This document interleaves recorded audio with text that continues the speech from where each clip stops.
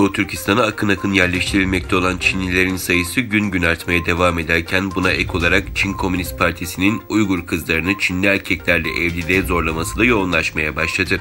Gelen en son haberlere göre şu anda Kaşgar'da evlilik için nikah okutmanın yasaklandığı öğrenildi.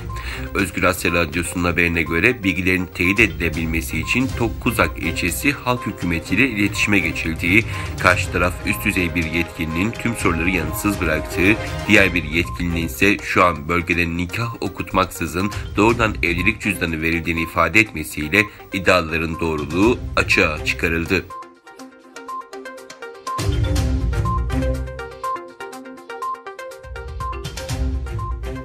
2019'da Çin zulmünden kurtulup Avrupa'ya çıkan Kalbinur Sıddık Hanım kendisinin Urumçi'de 3 yıl Çince öğretmenliği yaptığını ve Çin'in ceza kampında Uygur Türklerin neler yaptığı hakkındaki gerçeklere tanıklık ettiğini anlattı. Kalbinur Sıddık, Çinlilerin sözde eğitim merkezi dedikleri ceza kamplarındaki fiziki ve ruhi şiddetlerin akıl sır ermeyecek korkunç boyutlara geldiğini dile getirdi. Ceza kampı tutsakları arasında tek bir Çinlinin dahi olmadığı, tutuklananların çoğunun yaşı büyük olan ve dini suçlamalarla ceza alan genç kız erkekler, orta yaşlardaki kadın ve erkeklerden oluştuğu, tutsakların saçları kazıtılarak insanlık dışı muamelelere maruz kaldığı, kendisinin de kamp tutsaklarından olduğunu ifade etti. Ceza kampı esirlerine bilinmeyen bir tür kısırlaştırıcı kimyasalların verildiğini aktaran Kalbinur Sıddık, genç kız ve kadınların toplu istismara maruz kaldığını, Çinli polislerin ceza kampındaki tecavüz olaylarına karışmasının sıradanlaştığını, orada kalan insanların her gün her türlü şiddete, işkenceye tabi tutularak hayatlarını kaybeden yüzlerce insanın ölümünü izlediğini, ölenlerin cesetlerinin çöp gibi alınıp ortadan kaybedilmesini izlemekten akli dengesini kaçırma noktasına geldiğini söyledi.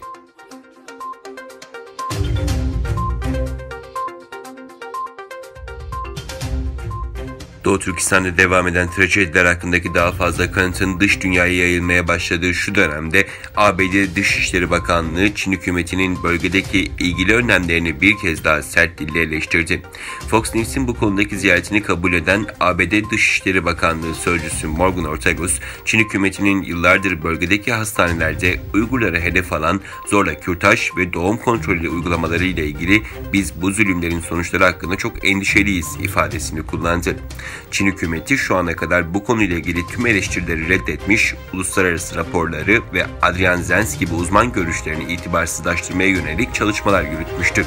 ABD Dışişleri Bakanlığı'nın konuya olan bağlılığını yinelemesi ve durumu yakından izlediğini vurgulaması, uluslararası toplumun bu konuya olan dikkatlerini arttırdı.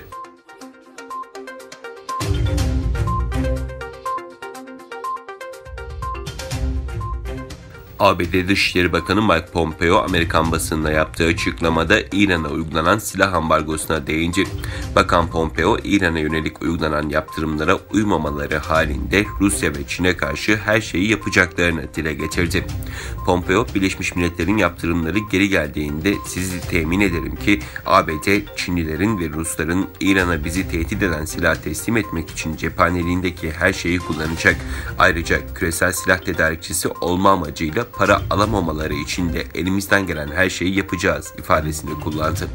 Pompeo, ABD'nin İran'a silah ambargosunu süresiz olarak uzatma kararını desteklemeyen müttefikleri İngiltere, Fransa ve Almanya'ya yönelik sert eleştirilerini de tekrarladı. Avrupa'nın silah ambargosunun süresiz uzatılmasını desteklememesinin anlaşılamaz olduğunu belirten Pompeo, Birleşmiş Milletler'deki bu önemli konuda Rusların ve Çinlilerin yanında yer almak bence dünya için gerçekten tehlikeli bir durum dedi.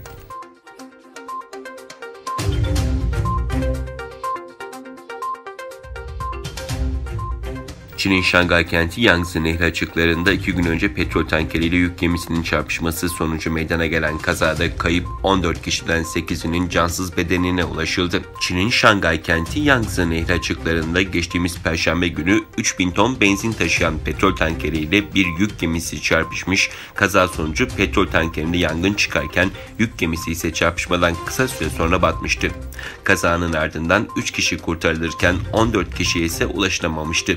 Şangay'da yetkililer tarafından yapılan açıklamada petrol tankerinde çıkan yangının bugün kontrol altına alındığı ve kayıp 14 kişiden 8'inin cansız bedenine ulaşıldığı duyuruldu.